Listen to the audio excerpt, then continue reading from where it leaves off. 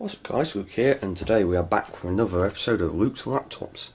Today we will be talking about this Toshiba laptop. It is a Toshiba Satellite, what was it, 1800 712? Yes. And it was part of the same set that I got the Sony Vaio laptop in. As you can see, it's got some multimedia functionality here, and I've just turned it on using this switch on the front, which I didn't realise it could do. So it's not currently plugged into the wall, and as you see, it comes on perfectly fine. It comes on quite quickly through BIOS. It's running Windows XP. The battery life is probably good for about an hour. It sort of seems to lose charge like just over 1% a minute, from 100 down to about 40. But when it suddenly disappears and drops to 3% charge, so I don't know quite what's going on there. However, it has one of the weirdest keyboards I've ever seen on a Windows XP laptop. Look, see here? See what's missing? Yep, we have a slash key there, and then there's that there, which should be up there. Up here, at this end of the keyboard. The Windows key is there, so I don't know why the Windows key is there and not at least here, because those two keys should be where those two keys are. You've got a few buttons that I don't even know what they do. This laptop is working perfectly. It's going to be going on eBay probably around this time next week. So, as you can see, if the camera cord will focus, it's pretty much fully charged. It's currently running 256 megabytes of RAM. Interesting. It's actually started up, and it started up with Windows Media Player. So that's obviously quite a useful switch. Now let's just hope it doesn't start playing music. The speakers on this are quite poor. They work. The onboard sound is actually very powerful, but let's just very quickly show you some highway blues, which is some of the stuff that comes with the system.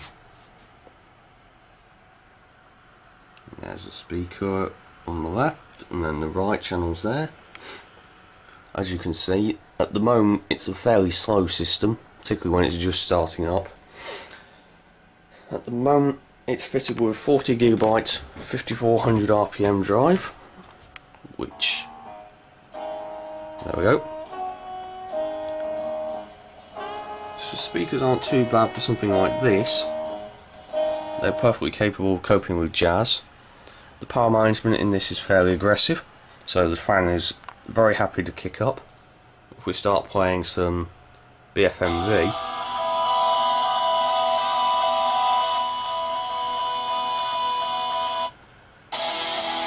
there you go, hear the crackle?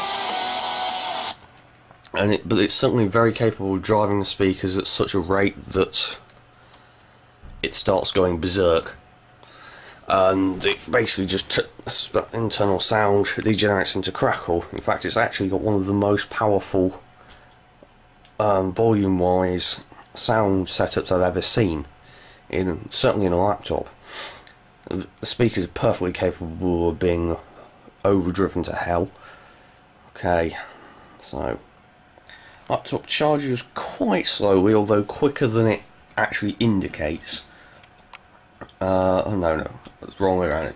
It's a Vaio charges quicker than it indicates. It does charge perfectly fine, although my guess is after about 70% the charge meter then jumps up to 100. I haven't checked this because I've not watched it charge that far, but given how the battery life goes, that would be my guess. You can see the specs here. So it's got a Celeron 1.1 GHz processor. It's a Coppermine processor. It would have had a 20GB hard drive when new, obviously it doesn't at the moment. It's got 14.1 inch TFT display, 256 meg of RAM, CDRW DVD-ROM drive. Well, this is a bit of an interesting one. The drive works perfectly. as far as I can tell. Burns discs fine, reads DVDs, reads CDs, but it doesn't seem like it's got the capability to read DVD-RWs. I don't know if that's because it's a cheap drive or what it is. Let's just go into idle. Here the fans spin up. It does run warm, but apart from when you're absolutely maxing out the processor, it doesn't get too hot. It's certainly tolerable to have on the lap. And this keyboard just really gets me, but it's interesting that Toshiba made some interesting choices in the specifications of this system. So now that's loaded. Processor is running around the 48-degree mark. You might just be able to tell when it focuses. And I moved the mouse cursor out of the way. But if I go into the motherboard, you will be able to see that, hang on, let's see, chipset. It has a very unusual chipset. It has the ALi M1644 CyberALADDiN chipset. Now this was one I'd never heard of before I actually used this laptop. And ALi stands for Acer Laboratories Incorporated, if I remember correctly. So yes, it's an Acer related chipset, which I find quite interesting. It could support 3 GB of RAM in theory. This laptop only officially supports 512 meg of RAM, but I would imagine that it will go up to a gig no problem if you put two 512 meg sticks in it, if you can get your hands on them. I have done so with the Vio, but that's not subject to this video. Okay, so something else that's interesting is the video accelerator. It uses Trident Cyberblade XP AI1, which is integrated into the chipset, and is hence what the cyber part of the CyberALADDiN name. Now this is interesting because again it's the penultimate series that Trident made before they stopped making computer graphics hardware and began to focus on digital TV boxes. It shares 16 meg of RAM with the onboard RAM, so it doesn't have any dedicated graphics memory of its own. But also interesting is the fact that it doesn't use a Realtek sound solution. Go into there, that won't help too much, but it uses an ALi M5451 sound solution, which is quite interesting because it's not something I've ever seen before. I've assumed that pretty much everything used Realtek sound if it wasn't something from like Creative or perhaps Logitech or Dolby or Asus or something like that, you know, that sort of thing. Even then, the sort of variants on top. So let's just completely confuse everything. Trackpad works perfectly, apart from when if the laptop's on the floor and you're sat on a chair. The trackpad just isn't responsive. I don't get it, because it works perfectly fine when you're using it normally. Let's just shut the system down.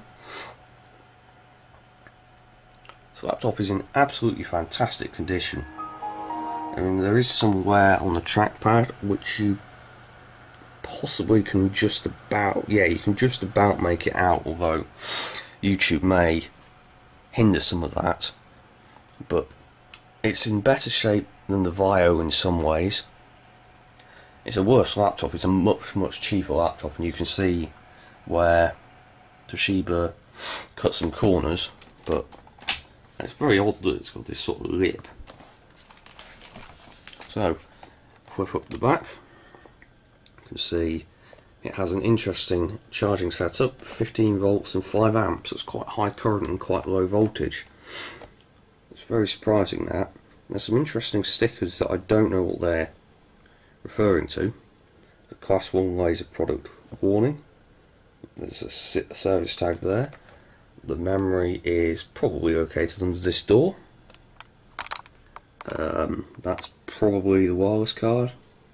Oh no, actually, that could well be, I don't know what there actually, won't be wireless card, ignore that. There is the battery, flip it over, we've got a fully functional floppy drive, we have a modem, the hard drive is located under this door and it runs quite cool because of it. There's the optical drive. As I said, the CD burner works perfectly, even though the actual drive, even though the discs I have are quite old.